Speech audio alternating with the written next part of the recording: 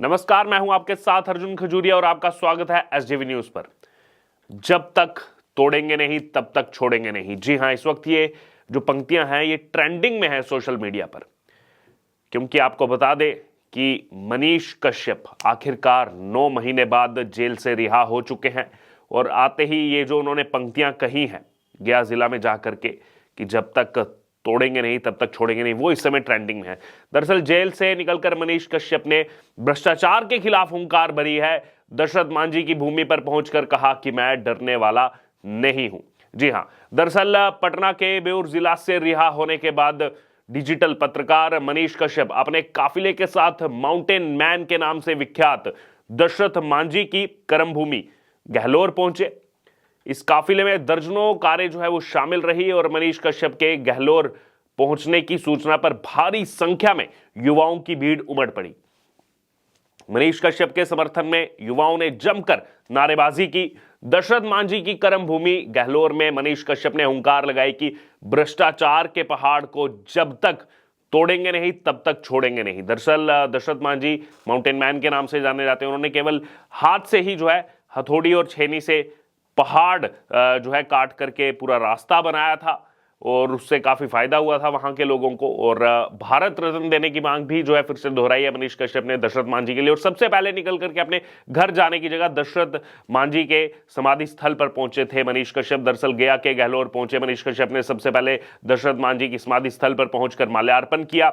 इसके बाद दशरथ मांझी के पुत्र भागीरथ मांझी के पैर छुए और कहा कि दशरथ मांझी कभी कहते थे जब तक तोड़ेंगे नहीं तब तक छोड़ेंगे नहीं। और कहीं ना कहीं ये बिहार सरकार पर तंज कसा है मनीष कश्यप ने। और आगे उन्होंने कहा कि आज हम कह रहे हैं कि भ्रष्टाचार के पहाड़ को जब तक हम तोड़ेंगे नहीं तब तक छोड़ेंगे नहीं। वहीं इस दौरान उन्होंने दशरथ मांझी के लिए भारत रत्न की मांग फिर से की है। तो कहीं ना कहीं जेल से निकलने के बाद ही अपना रुख जो है वो बता दिया मनीष कश्यप ने। आपको बता दें कि तमिलनाडु में बिहारी मजदूरों के साथ हुए कथित जुल्म पर वीडियो बनाने वाले बिहार के पत्रकार मनीष कश्यप शनिवार 23 दिसंबर 2023 को पटना के बेउर जिला से बाहर आए लगभग 9 महीने के बाद। और जेल से बाहर आते ही समर्थकों ने उन्हें माला पहनाई। बड़ी संख्या में समर्थक पहुंचे थे, कंधे पर उठा लिया मनीष कश्यप को। इसके बाद ओपन जीप में उनका काफिला निकला और रिहाई के दौरान बेउर जिला के बाहर भारी पुलिस बल भी तैनात किया गया था, क्योंकि उनके समर्थकों का एक बहुत बड़ा समूह हजारों की संख्या में उनकी अगवानी के लिए पहुंचा। और जहां जहां उनका काफिला जाता गया वहां वहां हजारों लोगों का ऐसे ही जो है जनसैलाब दिखा। वहीं उन्होंने कहा कि मैं जेल से काला पानी की सजा काट कर आया हूं, आगे भी पत्रकारिता करता रहूंगा। अगर मैं डरा तो ये समझेंगे कि हमने एक पत्रकार को डरा दिया।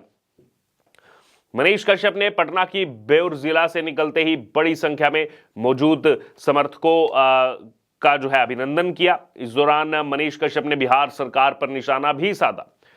दरअसल अलग अलग यहां पर मीडिया एजेंसीज को दिए हुए इंटरव्यू में मनीष कश्यप ने कहा कि बिहार में कंस की सरकार चल रही है। मनीष कश्यप ने कहा कि मेरे खिलाफ साजिश की गई थी, इसी वजह से मैं 9 महीने जेल में रहा। वहीं आगे मनीष कश्यप ने कहा कि भगवान कृष्ण ने जेल में जन्म लिया था। बिहार में बहुत सारे कंस हैं जिन्होंने मेरे खिलाफ साजिश की थी। वहीं मनीष कश्यप ने कहा कि ये सजा मुझे कोर्ट ने नहीं नेताओं ने दी थी। मुझ पर एनएसए लगा दिया गया था जिसे कोर्ट ने हटा दिया। मनीष ने कहा कि ये जो भीड़ मौजूद है मैं इनकी आंखों की उम्मीद पूरी करूंगा। जो भी मेरे भाग्य में होगा, मेरी किस्मत में होगा, वो जरूर होगा। मनीष ने राजनीति में आने के सवाल पर भी कहा कि अगर भाग्य में होगा तो मैं इन लोगों के बीच में पत्रकारिता करूंगा, मुझे बिहार को बदलना है। तो इंट्यूशन बता दिया आने वाले समय के लिए। वहीं मनीष कश्यप ने एक इंटरव्यू में यह भी बताया कि आगे उनकी रणनीति क्या होगी और वो राजनीति में हिस्सा लेंगे या फिर नहीं लेंगे। मनीष कश्यप से जब यह पूछा गया कि क्या अब वो चुनाव लड़ेंगे, इस पर मनीष कश्यप ने सदा हुआ जवाब दिया और कहा, राजनीति में अपनी एंट्री के सवाल पर मनीष कश्यप ने कहा कि मैं माइक कभी नहीं छोड़ूंगा।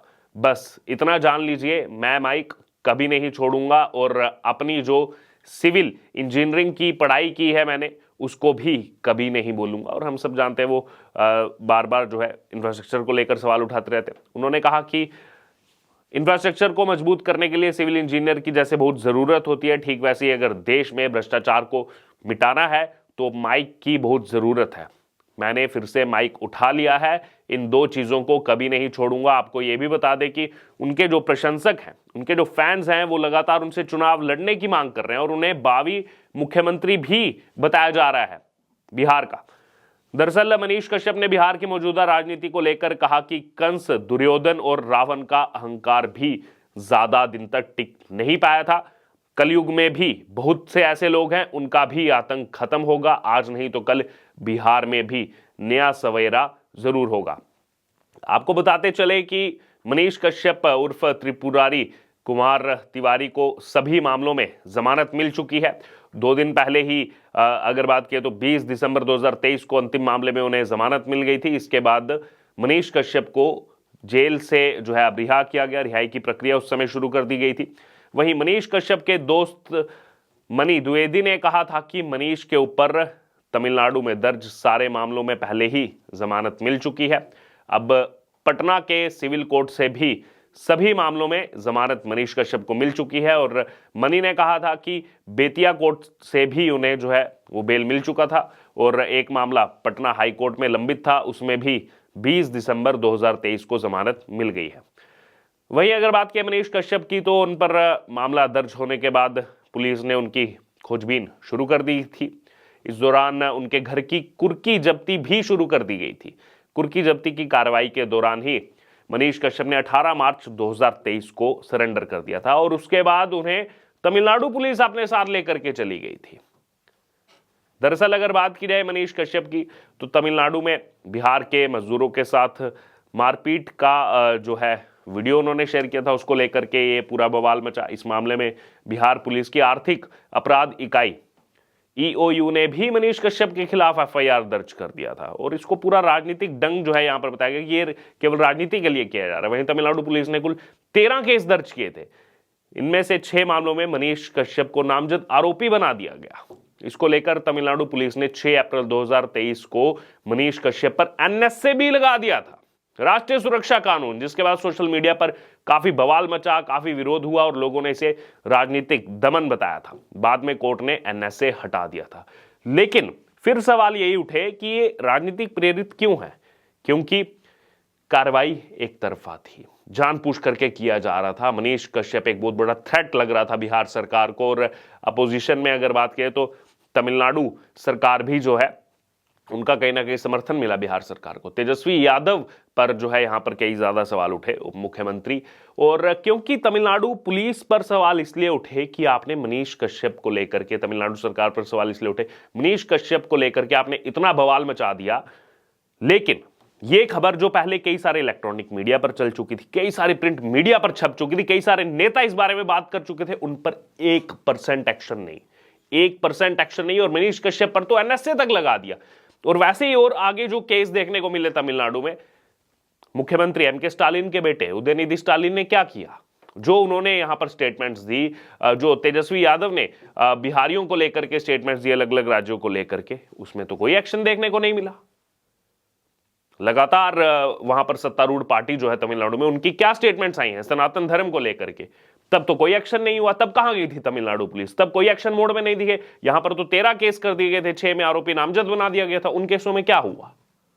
तो ये कहीं ना कहीं दोहरे मापदंड की राजनीति को दर्शाता है तमिलनाडु सरकार की। और साथ ही साथ बिहार सरकार के इशारे पर यह सब हुआ, यही बार बार लोगों का कहना है। बार बार सोशल मीडिया पर भी इसी चीज की कवायतें तेज हैं। बहरहाल अब मनीष कश्यप रिहा होकर के बाहर आ गए हैं और आते ही भ्रष्टाचार के खिलाफ हुंकार उन्होंने भर दी है। जब तक तोड़ेंगे नहीं तब तक छोड़ेंगे नहीं। इसके क्या मायने निकलते आने वाले दिनों में देखने को मिलेगा। और जहां जहां भी मनीष कश्यप जा रहे हैं वहां वहां उनका स्वागत हो रहा है। घर पर पहुंचे, तिलक लगा करके मां ने उनका स्वागत किया और हर जगह जो है युवाओं का जनसैलाब उमड़ता हुआ नजर आ रहा है। बहरहाल अब आपका इस पूरे मामले पर क्या कहना है, इस पूरी खबर पर आपकी जो विदाई हो, जो प्रतिक्रिया, आप जरूर हमारे साथ कमेंट बॉक्स में शेयर करो। इससे जुड़े तमाम अपडेट के लिए बने रहे SDV न्यूज के साथ। धन्यवाद।